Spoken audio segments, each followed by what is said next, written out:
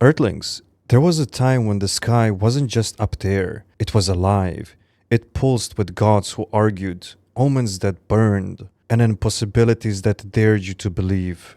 Back then, you didn't just look at the stars, you spoke to them. You asked questions your own world couldn't answer, and you trusted their silence more than the noise of your neighbors. Then, slowly, you stopped listening. The constellations became nothing but points on a grid. The moon turned into a rock with coordinates. The northern lights, once the breath of spirits, became a weather report. From above, we watched it happen, not in a moment of fire or catastrophe, but in a long, slow unraveling. The day magic died was quiet.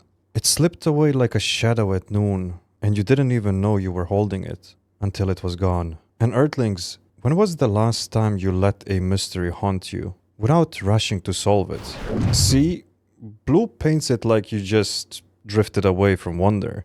But from where I was watching, it was more like you traded it. Sold the sky for a box that shows moving pictures and weather updates. And sure, that box is fun, but it won't look back at you the way the universe does. You can tell me if I'm wrong, Earthlings. Have you ever stared at your screen hoping it would give you that same deep, spine tingling awe? It doesn't. It can't. It's like expecting a toaster to hug you. You once held infinity in your eyes. The night sky was an ocean without shores, and every star was a door you hadn't opened yet. But somewhere along the way you shrank it. You turned constellations into coordinates, myths into museums, plaques, the unfathomable, into something you could measure with a ruler. We understand why. The infinite can be overwhelming. It's easier to make it small, to box it into something that feels safe, manageable. But here's the danger. Once you make infinity fit in your pocket, you stop reaching for it. So here is our first challenge. This week, find something that makes you feel small in the best way possible. It's the kind of feeling civilizations need to survive themselves. And before you say, well read, that sounds poetic but useless, listen. I'm not telling you to run into the woods and hug a tree. I'm saying go stand next to something so big, your brain throws up its hands and says, yeah, I give up. Blue loves the romantic version. I like the blunt one. But we're both telling you the same thing, Earthlings. Stop pretending the universe is small enough to fit in your calendar app. Once your myths could silence a crowd, one story, one fire, and the world would shrink to the sound of a single voice. But then came the static, endless broadcasts, notifications, every channel screaming to be louder than the last. And somewhere in that noise, the voice of a storyteller was lost. We have listened to your feeds. It's all signal, no meaning, all volume, no breath. And you don't need more stories, Earthlings. You need better ones. Stories that make you lean forward, the way you once leaned towards the fire's glow. Maybe you can tell us in the comments, what's the last story you heard that made the outside world vanish for a while? And I'm not talking about the latest plot twist in your favorite series. Though fine, those count if they made your jaw hit the floor. I mean the stories that stick to you for years, that change how you walk into a room or how you see someone's face. Blue says the storyteller's voice got drowned out. I think you still got it. You've just turned the volume down yourselves. Maybe it's time to turn it back up. Before you had worlds, you had laughter. Not the polite kind you use at awkward dinner parties, but the raw, unfiltered bursts that told the tribe, I'm safe, I'm here, we're okay. It was never just about jokes. It was about your way of telling each other that the shadow at the edge of the fire weren't winning. Now you've built a world where you can laugh alone into a screen, and no one else knows. The signal has gone private. That might be fine for memes and clips, but evolution didn't design you for private laughter. It designed you to share it, like oxygen.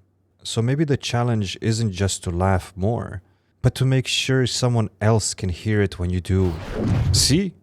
Blue's right about laughter being a signal. But let's not pretend it was all noble tribal bonding. Sometimes it was just you Earthlings showing your teeth to say, look, I'm friendly, don't stab me. Now you've replaced that with emojis, which is fine. I like good emojis, but try sending a smiley face to a wild hyena and see how that goes. Earthlings, tell me, when was the last time you laughed so hard you forgot to breathe? Because if you can't remember, you might be overdue for a proper signal. You've always been uncomfortable with silence. In the ancient world, silence was the space between heartbeats, the pause where meaning gathered its strength. But somewhere along the way, you decided silence was suspicious. You filled it with words, with music, with the constant hum of background noise, just so you wouldn't have to hear your own mind at work. The irony? Silence is where the breakthroughs hide. It's where the things you've been trying to solve finally step forward and say, oh, you were looking for me? We have seen civilizations collapse because they drowned their own inner voices.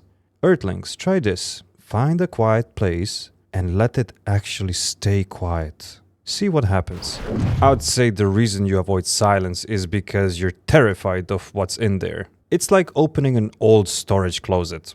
You know, there's something valuable somewhere, but you're going to have to dig past a lot of weird, dusty stuff first. And yes, you can tell me in the comments, what's dusty though? You found last time you were quiet for 5 minutes? Unless, of course, you're afraid it's just a grocery list. Every civilization hoards something. The Babylonians kept clay tables. The Egyptians kept tombs. You keep everything. Photographs, receipts, old devices, messages you will never read again. But here's the twist. What you choose to keep shapes what you become. Your species carries its memory like a backpack. Too heavy and you slow down. Too light and you lose yourself. We have seen worlds that kept nothing but their victories and worlds that kept nothing but their wounds. Both are dangerous. The balance comes from keeping enough to remind you who you are, but not so much you can't grow. So I will ask you, Earthlings, if your entire civilization had to fit in a single box, what would you put inside? And don't say my phone, because I promise you, in 1,000 years, no one is going to care about your photo of lunch. Blue's right, the things you save are the things that save you. But you're also a species that can't resist keeping just in case junk. Some of it's charming, some of it's clutter, and some of it probably going to confuse future archaeologists. Seriously, imagine them digging up your storage unit. What story will they tell about you? There was a time when you noticed the sound of rain, the wind treading through the trees, the faint hum of the world doing its work. That was before you built the world, where silence had to compete with engines, alerts, and the endless chatter of devices. Noise became the default, and the quiet became suspicious. Earthlings, you forgot that quiet isn't emptiness. It is a stage, waiting for meaning to step on it. In our travels, we have heard planets that sing with the rhythm of their oceans, moons that hum through the frozen shells. They don't call it noise. They call it home. If you drowned those sounds with static, you would lose the heartbeat of the place itself. So here's your mission. Once this broadcast ends, turn off the sound you don't need. See what's left behind. And if the sound you turn off is this broadcast, I'll know. We both will.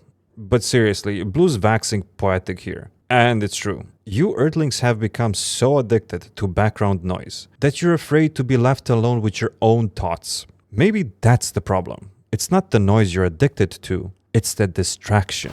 Here's something you don't often think about. Your laugh doesn't stay trapped in the moment you make. It lives in the memory of whoever heard it, sometimes for decades. One burst of laughter can echo in someone's mind long after the joke is forgotten. That is a strange immortality you've been given, and yet you spend so much of your time guarding your laughter like it's a precious gem, instead of sharing it like sunlight. We have seen civilizations where joy was currency, And the richest were those who gave the most away. So, Earthlings, don't let the best version of your laugh die unheard. Somewhere, somebody might need it more than you know.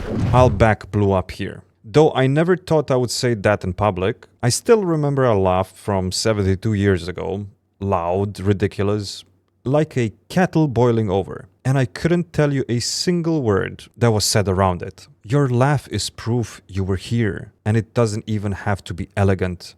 In fact, the messier, the better. And if you got one of those snort laughs, for the love of humanity, do not hide it.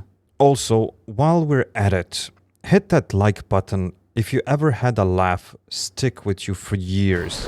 One of the most human things you do is lose yourself completely. It could be in music, in a story, in a dazzling grip of shared moment where time stops existing. When you're there, you're not thinking about your face, your posture, or whatever. You're doing it right. You're just living. We have seen species that never lose themselves, and they never find anything either. The danger of always being present is that you never step through the doorway into something bigger than you. Earthlings, tell me in the comments, what's the last thing that made you forget you even existed? I want to hear the stories. And if your answer is watching this channel, congratulations! You have just guaranteed I'll lobby Blue to keep doing this until the heat death of the universe. Oh, and since Blue already grabbed the comment slot, I'll take the other prize. If you want to keep losing yourself in bizarre transmissions like this, hit subscribe so we can drag you along for the next one.